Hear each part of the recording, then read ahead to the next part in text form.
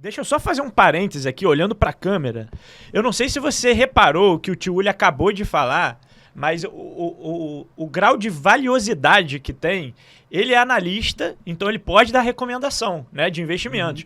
Cara, ele te deu uma fórmula para investidor iniciante, para você fazer com o teu dinheiro ali, né? Então, você definir teu perfil de risco, se você é moderado, se você é agressivo, se você é conservador, e ele já te deu até a porcentagem, né, que você vai alocar. Então, se passou um pouco batido que você ainda não entende direito a sigla, só para fazer uma tecla SAP aqui, tio Uli, o IVVB11, que ele sugeriu, né, que você alocasse, ele é um ETF, né, que replica o índice das 500 maiores empresas americanas, não é isso? Eu sei, mas eu trabalhei muito, paguei 120 mil para fazer essa metáfora. Galera, imagina que você tem que tomar vitamina A, vitamina B, C, D, cálcio, zinco, todo dia de manhã, um comprimido para cada um.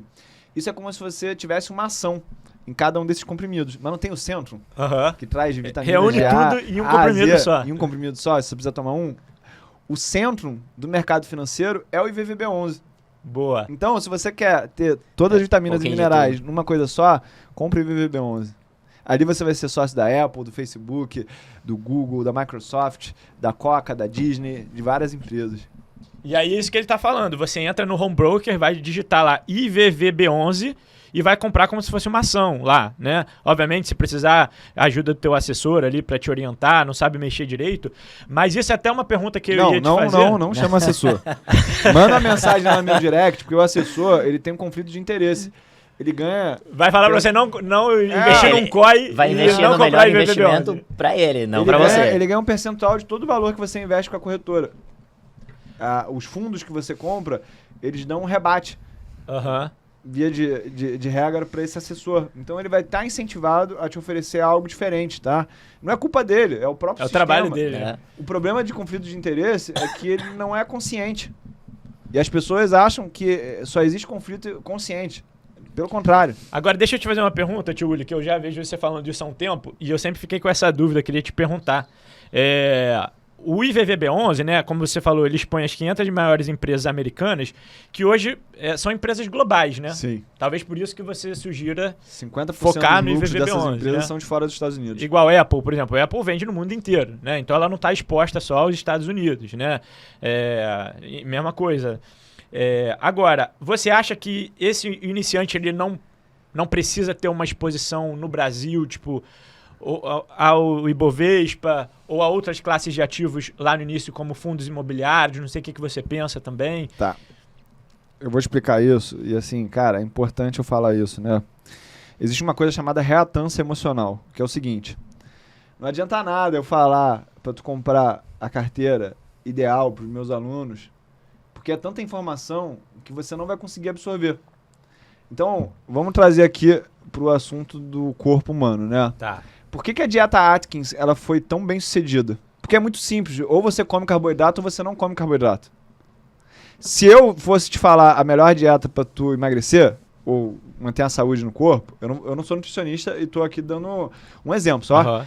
É chá de hibisco de manhã. Você tem que comer a flora do não sei o que lá. Aí de tarde você tem que comer tantos legumes e vegetais com a fonte de ômega 3 que tenha mais zinco, mas que não tenha glúten. O iniciante, ele não consegue compreender essas informações todas.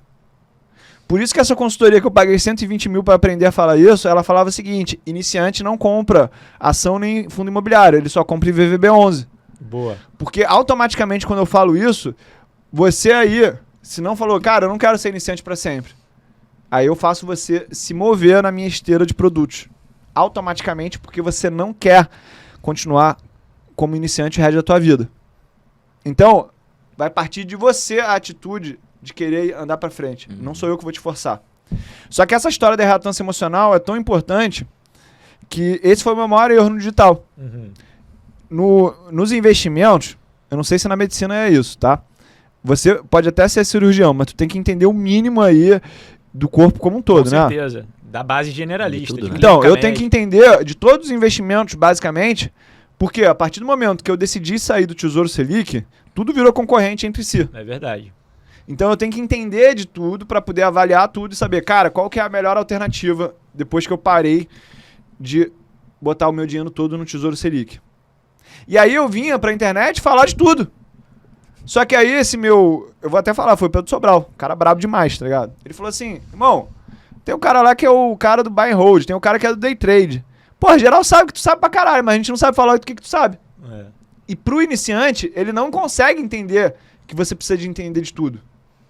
Então, porra, eu tenho que falar que eu sou urologista, eu tenho que falar que eu sou emergencista, eu tenho que falar que eu sou do direito tributário, eu tenho que falar que eu sou do direito de família. Uhum. E aí essa foi a maneira, porque eu não queria abrir mão de falar pro cara, ó, tu precisa saber de tudo sim, Sim. precisa ter um pouco de tudo. Essa é a maneira que eu fiz pro cara, ó, tu tem que andar pra frente, irmão.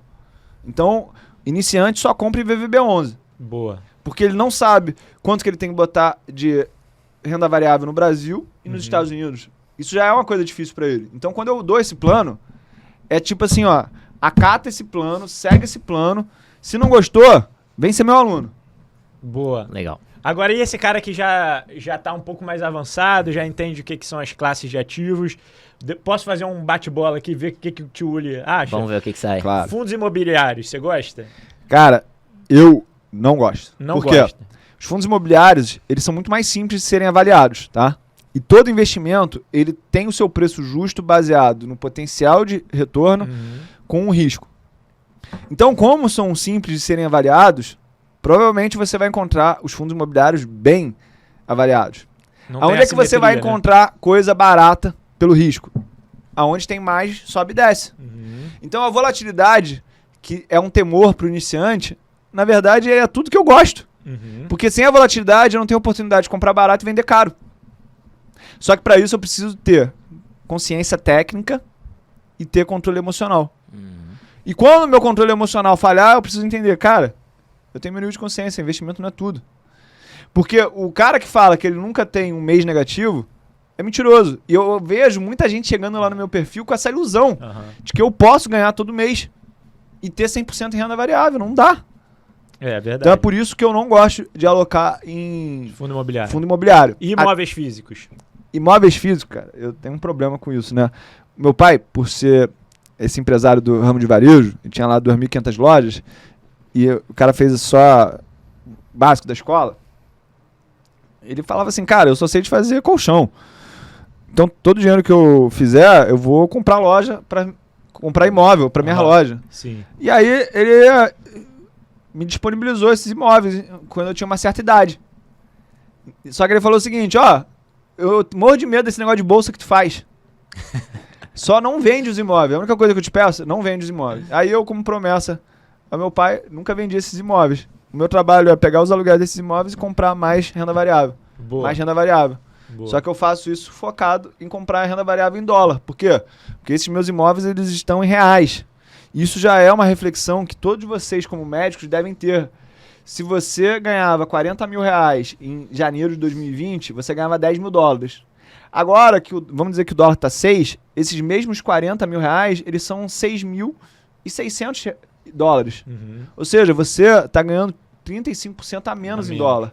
Como é que você compensa isso? Porque eu sei que você gosta de ir para Disney, a tua mulher gosta de ir para Nova York. Vocês querem ir numa vinícola na Europa. E essas coisas são em moeda forte. Então eu preciso entender que a minha riqueza total, ela é meus ativos financeiros mais a minha força de trabalho. E a minha força de trabalho, via de regra, está em real. Então, meus investimentos, eu tenho que inclinar eles um pouco para o dólar. Boa. Outra pergunta. Day trade. Pro médico que é um cara bem sucedido, um cara esperto, um cara que sempre se deu bem em tudo que entra, e aí ele vê que day trade é uma boa oportunidade. O que você acha? Cara, tu falou uma coisa aqui importante, nem sobre day trade, tá? Sobre mercado financeiro. O mercado financeiro não é sobre você acertar mais do que você ganha. Tipo, você pode ter uma taxa de sobrevivência de apenas 40% dos teus pacientes de cirurgia. Não dá, né? De jeito nenhum. Se tu é um piloto de avião, tu pode pousar apenas 30% dos voos que tu pousa. Tem como. Ou seja, existem profissões de alta precisão e existem profissões como a do investidor, onde eu não preciso estar certo na maioria das vezes. Eu posso acertar menos, mas quando eu ganho tão grande que compensa as minhas perdas. um vendedor, ele naturalmente tem essa característica. Eu, quando eu faço um lançamento digital, eu só transformo 2% de todos os meus contatos em alunos. Ou seja, eu fracassei com 98%. Só que os médicos e as pessoas bem-sucedidas no mundo real, elas vão pro mercado financeiro com essa identidade de que eu tô sempre certo. Aí quando o mercado começa a mostrar que você não precisa estar sempre certo, ele fala assim, cara, eu tô fazendo alguma coisa de errado. E aí ele fica muito frustrado. Aí ele volta pra arrebentação. Aí ele prefere desistir. Em relação ao day trade, eu gosto de explicar assim, ó, a gente ganha dinheiro em ondas no mercado financeiro. Uma onda, ela tem amplitude e frequência. Certo. Day trade é pouca amplitude e alta frequência. Só que existe um negócio no mercado financeiro que é o RLP, que é a corretora, ela só pode oferecer a corretagem gratuita porque ela vende esse fluxo de ordens para investidores institucionais. Então, como é que você, como investidor, pessoa física, médico, você vai ter vantagem se as pessoas sabem a ordem que tu está botando antes de você botar ela? Porque a corretora ela tem a capacidade de atrasar a ordem meio segundo. E aí tem um robô ligado num computador muito rápido que ele bota essa ordem em 0,25 segundos. Por isso que toda vez que você põe um preço lá a R$10,01, vem alguém e bota uma ordem a R$10,02. E aí você tem que aumentar para 10,03. E isso acabou com a tua vantagem. Mas esse não é o problema com o day trade. O problema com o day trade é que essa amplitude ela é baixa e esses custos são só um dos custos. Porque tem o custo assim, ó, que é o bid ask. Esse custo aí pouca gente fala na internet, mas é um custo que também não dá para medir diretamente, que é o seguinte: se eu tenho algo sendo vendido por R$10 e tem alguém querendo comprar isso por R$9,95, esses 5 centavos é o bid ask. Então toda vez que eu troco de posição, esses 5 centavos eles estão impactando o meu custo. Só que como eu não consigo medir isso, imagina você pegar esses 5 centavos e botar em 10, 15, 20 anos. Isso elimina a tua vantagem matemática no day trade.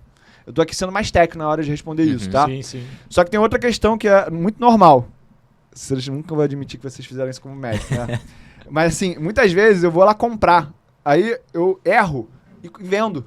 Eu não sei se acontece, tu vai pegar uma pinça e pega um bisturi. Aí, eu vou pegar aqui o... pegar aqui o... Tu é urologista? Eu vou pegar aqui o pênis do cara, eu vou pegar com a pinça, não? Daí pego... Ninguém vai admitir que vai fazer isso. Mas já... Caralho, eu quase ia cortar o negócio do cara. Mas acontece isso, irmão. Só que quando tu tá na frenética ali, porra, compra e vende, compra e vende, compra e vende, compra e vende. Direto. Esse risco de execução da ordem, ele fica mais caro. Porque, invariavelmente, você vai fazer isso.